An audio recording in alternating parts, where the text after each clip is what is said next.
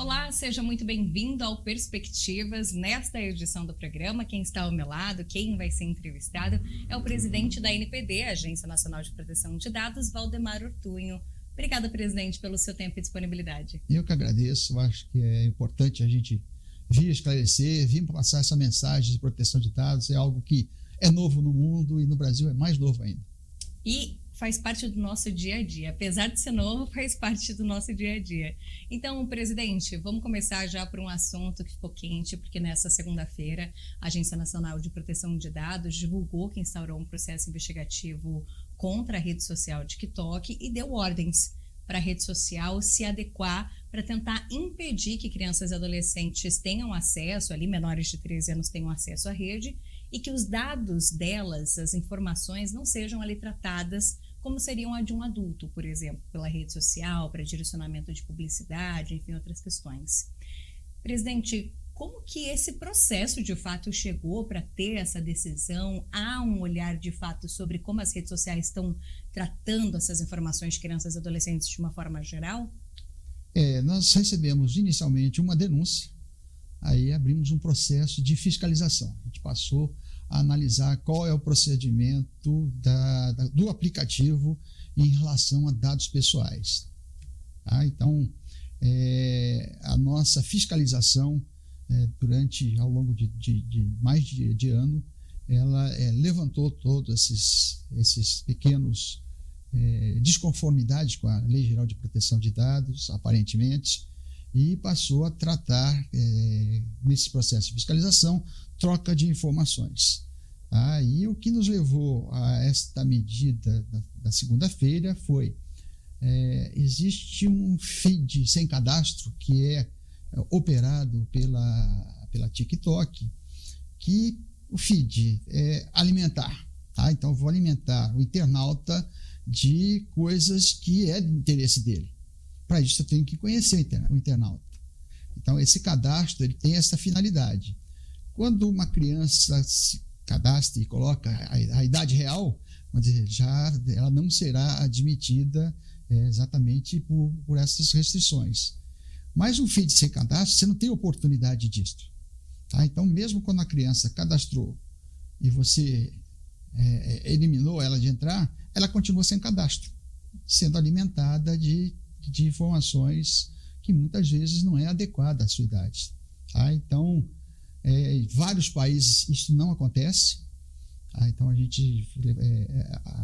a nossa fiscalização levantou que Europa, Estados Unidos e grande parte do mundo só funciona com cadastro, com outros aplicativos.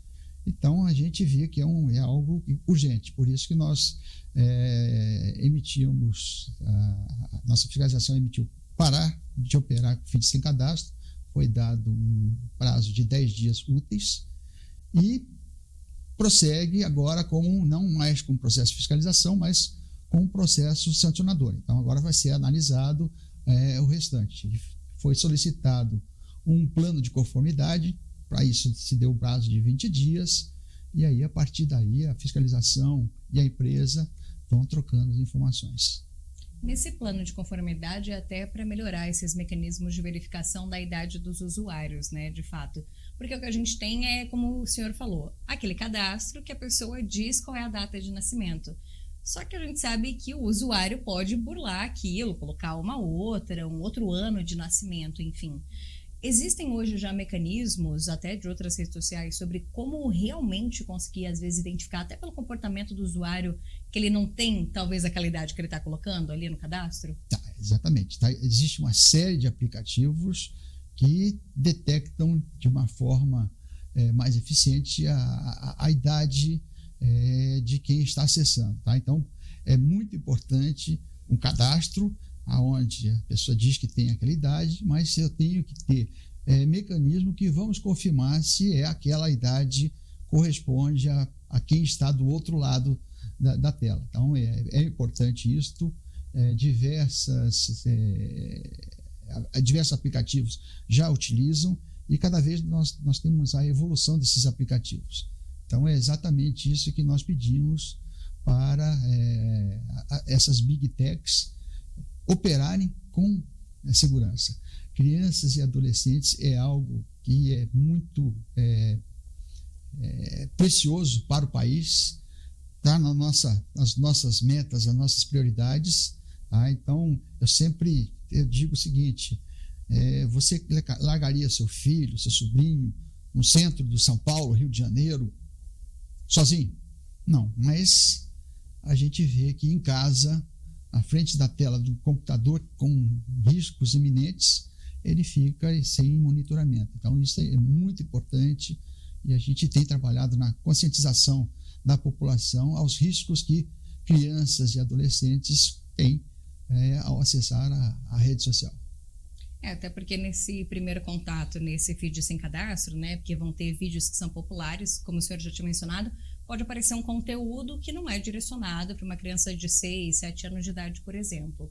Mas na parte de dados, eu gostaria que o senhor pudesse explicar um pouquinho melhor por que esses dados, informações que uma Big Tech pode depender ali do comportamento de uma criança, não pode ter o mesmo tratamento, por exemplo, de uma pessoa que é maior de 18 anos de idade. Qual que é essa diferença que elas têm que ter um cuidado ao utilizar aquelas informações? Dados pessoais é algo que é valioso, é de cada um.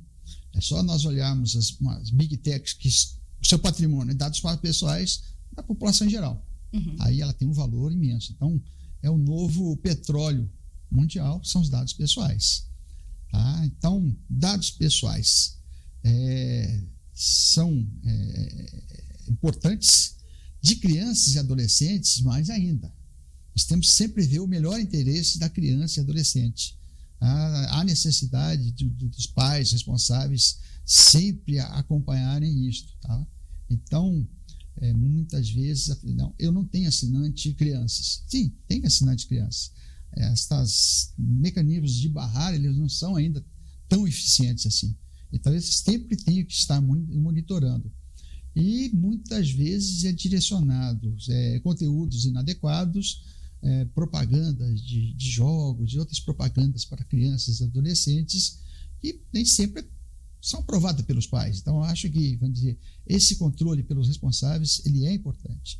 Então, nós temos, vamos dizer, um cuidado especial com dados sensíveis, dados de crianças, dados de adolescentes, idosos. Acho que isso daí é um tratamento especial que nós damos dentro da gama total de dados pessoais. E, presidente, a rede social já chegou a entrar em contato com os senhores sobre essa determinação que foi dada, essas determinações do prazo de 10 dias para acabar com esse feed sem cadastro, sobre o plano de conformidade? Já se posicionaram que vão cumprir essas determinações? Na NPD, nós temos duas instâncias recursais. Então, primeiro, a fiscalização. Então, nós estamos na primeira instância. Todo o tratamento é dado com eles. Tudo que eu posso passar hoje é informações que eu recebi da nossa Coordenação Geral de Fiscalização. E a instância próxima, a segunda instância, é do Conselho Diretor. Tá? Então, nada chegou ao Conselho Diretor, só chegará quando houver algum recurso. Tá? Então, não sei te informar, mas provavelmente, pelo tempo que nós demos de ontem para hoje, ainda não deve ter tido tempo de respostas. Tá? Mas essa tratativa é feita e a NPD ela dá todo aquele direito de defesa, ampla defesa à outra parte. Perfeito. E, presidente, falando ainda sobre redes sociais, a gente mencionou agora o caso do TikTok, que saiu nessa segunda-feira, mas ali no meio do ano, em julho, a gente também viu a NPD se posicionando a respeito do uso pela Meta de dados dos usuários que estavam sendo utilizados em Instagram, outras redes sociais, para compor toda a formação da inteligência artificial generativa que era ali própria da rede social, do grupo, que até agora está disponível já no WhatsApp. As pessoas já podem ver ali aquele símbolozinho azul do lado, podem pedir algum tipo de conteúdo para essa inteligência artificial. O que eu gostaria de questionar o senhor é como que se dá esse uso, né, dos dados, que é até uma coisa que os próprios usuários podem tentar dizer, olha, não quero que você use meus dados para inteligência artificial, mas como que funciona, né, esse mecanismo, porque tudo é tão novo e às vezes algo difícil da gente entender como que estão usando os dados para então também usar para treinar uma inteligência artificial. Bom, inteligência artificial não é um assunto recente. Eu trabalhei com inteligência artificial desde os anos 90, então é algo que já está, mas o ChatGPT ele causou vamos dizer, um impacto muito grande a nível mundial. Tá? Quando a pessoa viu o que ele era capaz de fazer, chocou o mundo. Tá? Então, como que funciona? Eu monto uma estrutura algorítmica que tenta imitar a nossa inteligência humana. Tá? Então, uma das partes é isso. Para isso, há necessidade de uma fase muito importante, que é o treinamento, é a aprendizagem que a gente chama. Quanto mais dados você coloca nesse treinamento, melhor será o resultado. Esta é uma ideia também adotada por todos. Então, se eu fosse colocar milhões, bilhões de dados nesse treinamento, eu vou alcançar um resultado muito importante. Quando nós analisamos o caso da Meta, a Meta estava usando no treinamento todos os dados da empresa. Então, nós estamos falando em Facebook, nós estamos falando em WhatsApp, Instagram. Isso no Brasil corresponde a mais de 122 milhões de assinantes. E eu não vejo uma fase de você desfazer uma aprendizagem. Você está fazendo a aprendizagem, não pode fazer, vou desaprender. Não existe isso. Por isso, o Conselho Diretor ele achou melhor uma medida cautelar para o treinamento. Vamos conversar e tratar dos vários pontos elencados pela nossa coordenação de fiscalização, e isto foi feito. A empresa Meta ela solicitou mais tempo para fazer essa parada. Nós demos 5 dias, depois prorrogamos mais 5. Parou-se de fazer esse tratamento de dados e vários outros pontos tiveram que ser corrigidos. Por exemplo, direito à oposição. Você não quer que seus dados sejam utilizados nesse treinamento. Existia dentro do site, dentro do aplicativo, como você fazer essa oposição. Mas mesmo um expert em internet, em programação, eles tiveram muita dificuldade e não tinham certeza, ao final, se realmente foi aceita a oposição. Então, nós solicitamos que isso seja de uma forma mais simples, mais direta. A empresa também alterou isto e o processo continua, onde foi liberado o treinamento de inteligência artificial, a Meta, mas uma série de outros pontos que nos chamou a atenção. Eles assumiram o compromisso de rever, como dados, por exemplo, sensíveis.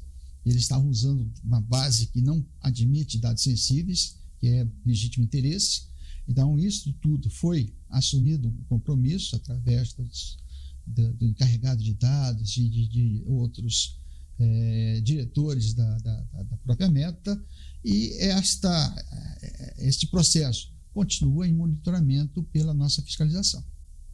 Mas esse processo do uso, por exemplo, dos dados que estão ali públicos, em uma publicação que eu fiz no meu perfil do Instagram, continuam então fazendo essa situação de alimentar a inteligência artificial para que ela continue se aperfeiçoando, imagino. Então é um processo que ele é contínuo, cabe ao usuário entender Sim. que os dados dele estão sendo não só publicados ali na rede social, mas também sendo processados ali. Sendo utilizados. Mas você tem direito à oposição. Então, você não quer, você se sente desconfortável com isso, você pode entrar no site e buscar uma forma de fazer a oposição. Falar, olha, ok, tal, mas eu não quero que utilize meus dados. Esse é um direito de cada um. Cada um tem direito a ter o controle total dos seus dados. Então, se ele não se sentir seguro, ele pode fazer essa oposição. E existem riscos para os usuários nessa situação de, por exemplo, ter os dados sendo utilizados para treinar uma inteligência artificial da empresa, de alguma exposição, algo que possa acontecer? Eu acho que o risco é a pessoa se expor demais nas redes sociais. Tem gente que abre demais a vida e depois, quando acontece algo, que ele se liga que não devia ter feito. Então, eu acho que este critério em expor é importante. Eu sempre brinco com cookies. Cookies, vamos dizer, quando você entra em qualquer página, ele vai perguntar se você aceita parcialmente, totalmente ou não, ou rejeita totalmente o uso do cookies. o cookies, vamos dizer, de alguma forma, eu vou levantar quais são as suas preferências, os seus interesses, para te alimentar de temas que eu acho interessante a você.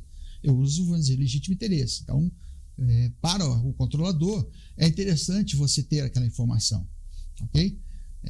Mas se a pessoa clicar antes de aceitar no que ela está aceitando, vai ter uma surpresa. Você está liberando muito, você está liberando muitas vezes a sua máquina para acesso às fotos, acesso a tudo que você está logando. Então é algo que o usuário ele deve. Nós sabemos que a vida é corrida muito rápida para a gente ficar abrindo tudo, mas eu acho que ele tem que ter um critério e tem que ter um limite de expor seus dados, a sua vida pessoal, numa rede social, num comércio local, por exemplo, quando ele te pede uma série de cadastros que não tem alguns princípios, como finalidade, adequação, necessidade. Para que eu vou fornecer meu endereço se o produto eu estou levando em mãos, não vai ter entregue nada em casa? Então, coisas desse tipo eu acho importante que a população considere antes de liberar. Ela liberou, mas de uma forma consciente. Perfeito. E inclusive um outro ponto sobre inteligência artificial, que a gente está falando sobre ações que a ANPD tomou, justamente no caso da Meta, mas a gente não tem aqui no país uma lei específica sobre a inteligência artificial ainda, né? Um marco regulatório sobre inteligência artificial. Tem um projeto que está tramitando hoje no Senado a respeito desse assunto. Ele não voltou ali a ter votação, apesar de audiências públicas estarem sendo realizadas a respeito desse assunto.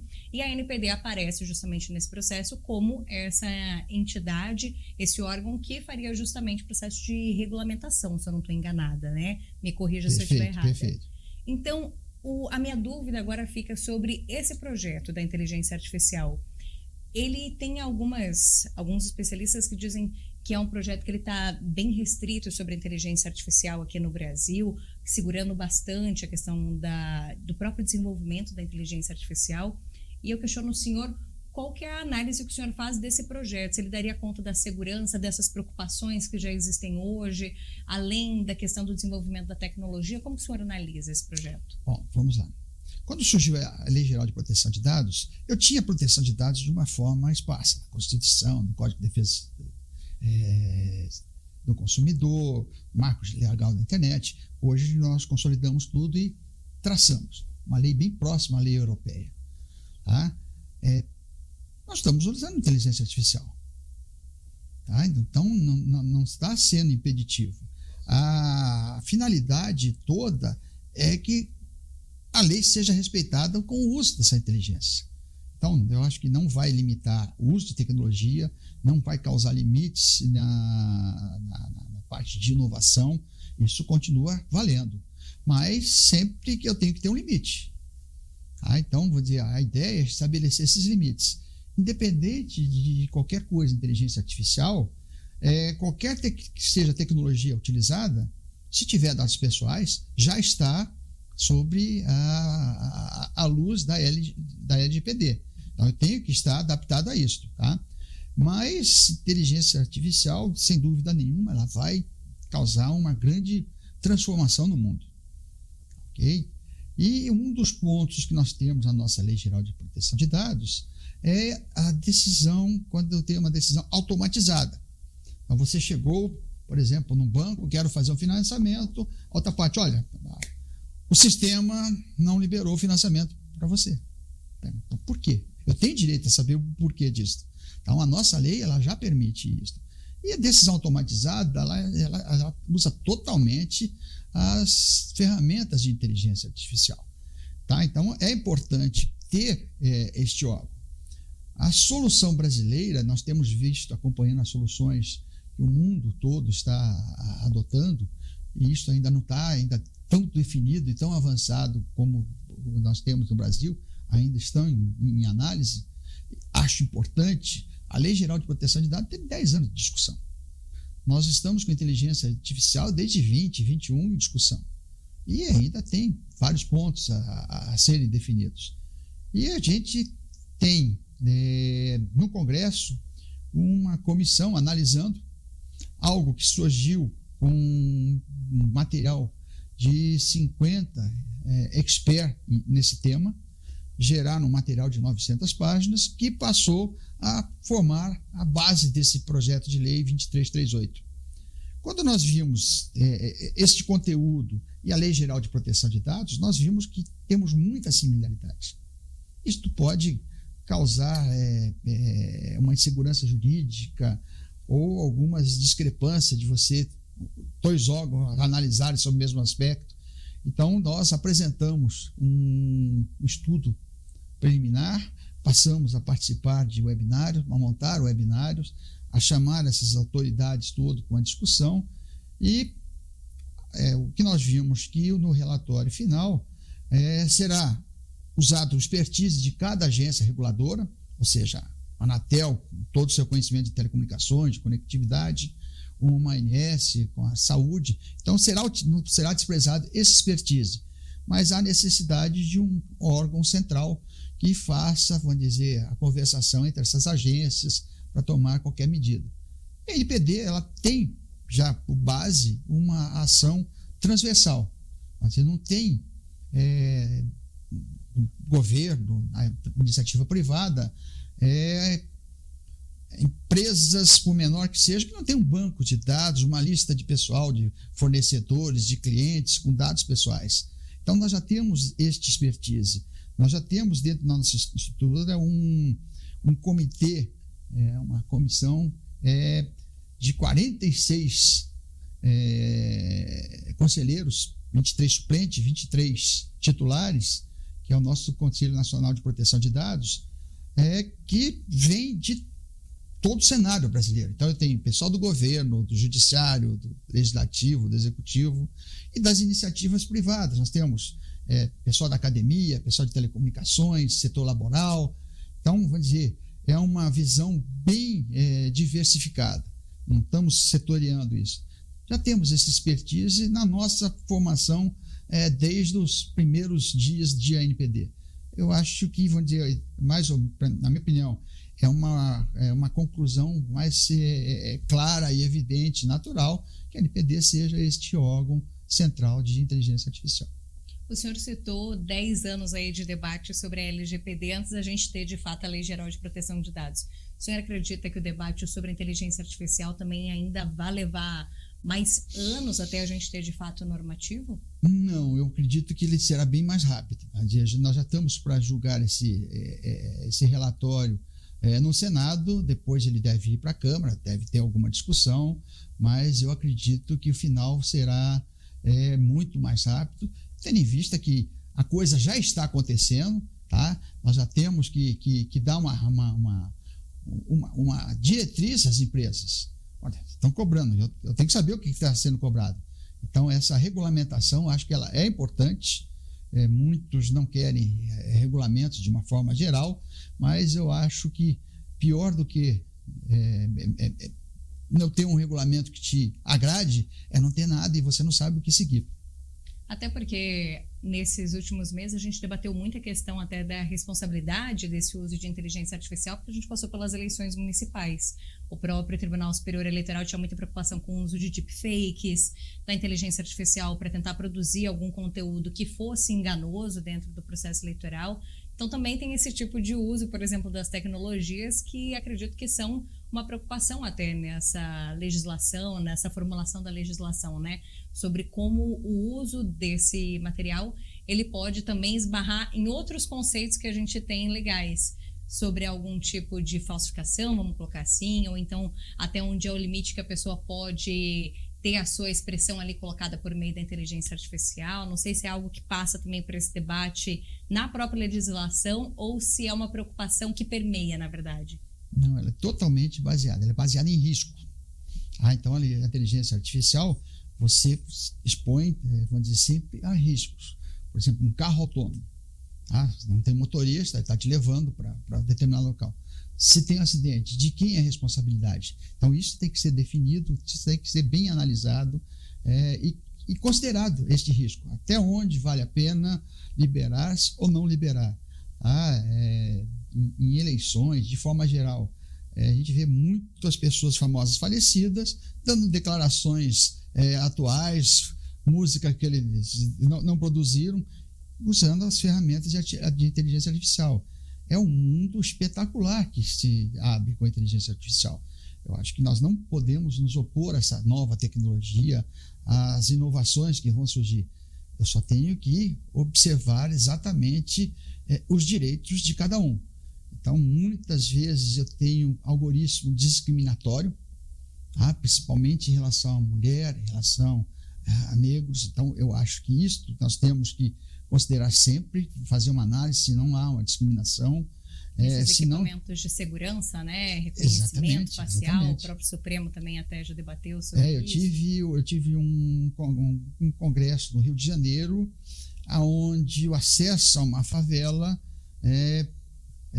detectaram 10 suspeitos. Dos 10, 8 negros. E só uma pessoa realmente tinha alguma passagem por polícia e tudo mais.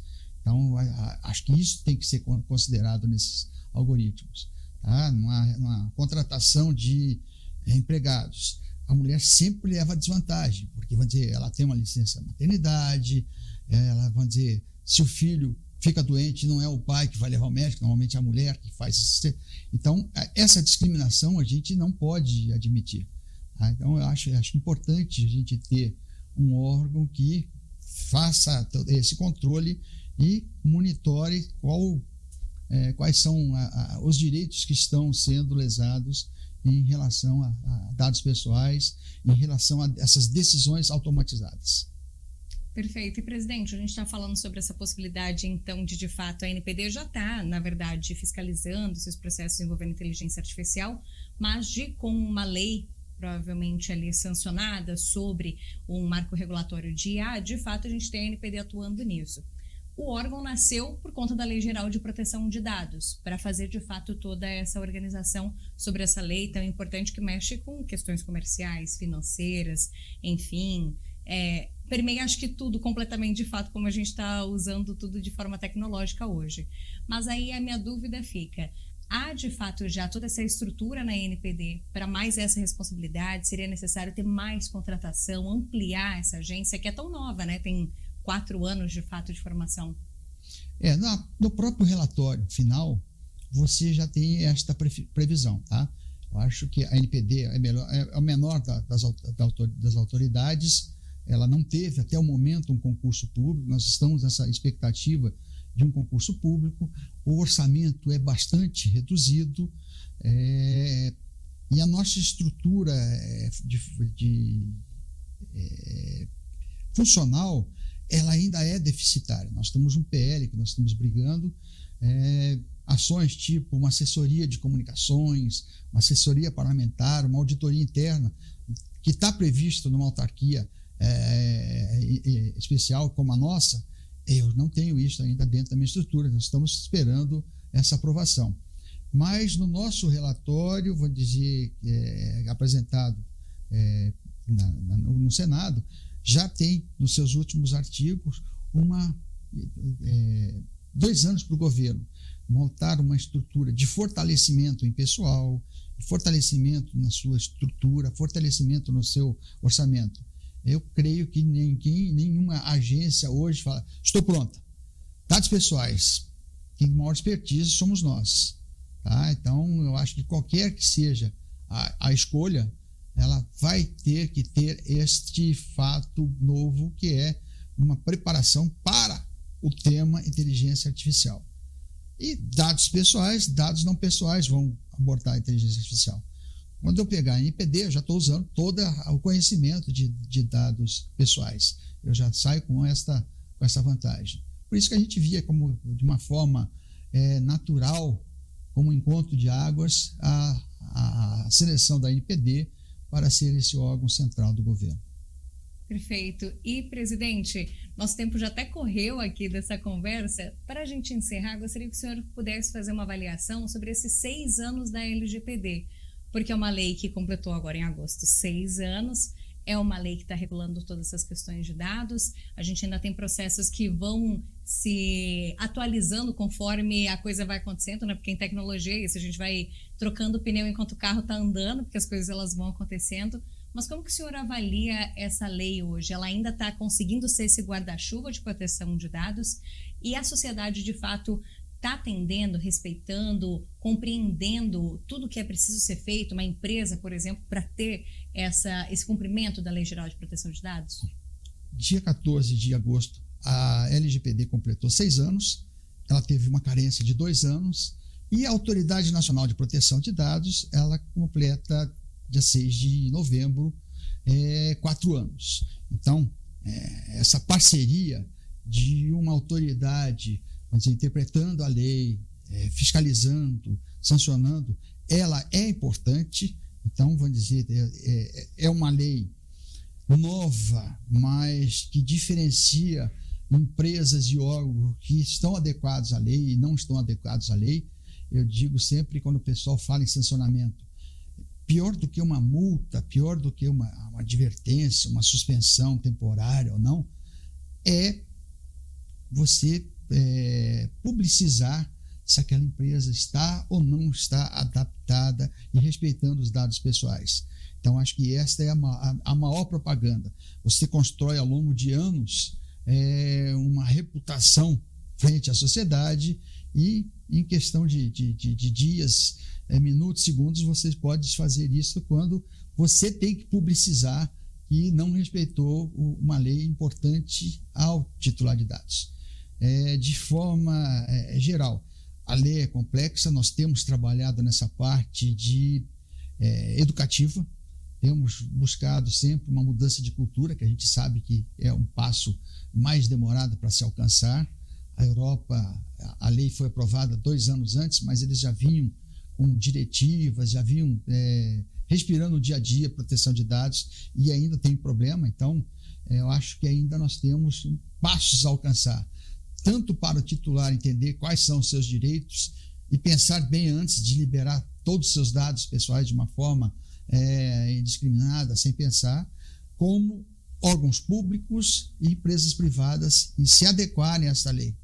Então, acho que é um passo necessário e que naturalmente vai acontecer, mas ainda vai levar algum tempo para uma situação melhor e ideal.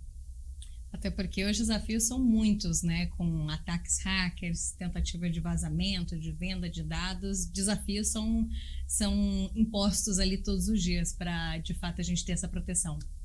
Isso, e a nossa lei é uma lei viva. Eu tenho a lei, mas a interpretação da lei que a NPD faz, a cada nova tecnologia, a cada novo modelo de negócio, nós temos que parar um pouco e pensar se eu não tenho que alterar não alterar a lei, mas alterar essa interpretação para que os dados pessoais continuem sendo tratados de uma forma, vamos dizer, equilibrada e sempre com respeito dos direitos do cidadão. Perfeito. Presidente, muito obrigada pelo seu tempo, sua disponibilidade. Presidente da NPD, Valdemar Ortuño, esteve aqui conosco, respondeu a todas essas dúvidas. Fica o convite aberto para próximas conversas. Eu que agradeço essa oportunidade. Eu espero que quem nos assistiu entenda que dados pessoais é algo muito importante, é algo valiosíssimo para cada um e que, antes de liberar qualquer dados, raciocinem com princípios, se aquilo ali é adequado, se é necessário. Então, acho que isto vai melhorar muito a nossa vida e a vida de cada cidadão com esses questionamentos internos que a gente deve fazer. É como o senhor deu aquele exemplo no começo da nossa conversa. Você deixaria seu filho ali parado no centro de São Paulo?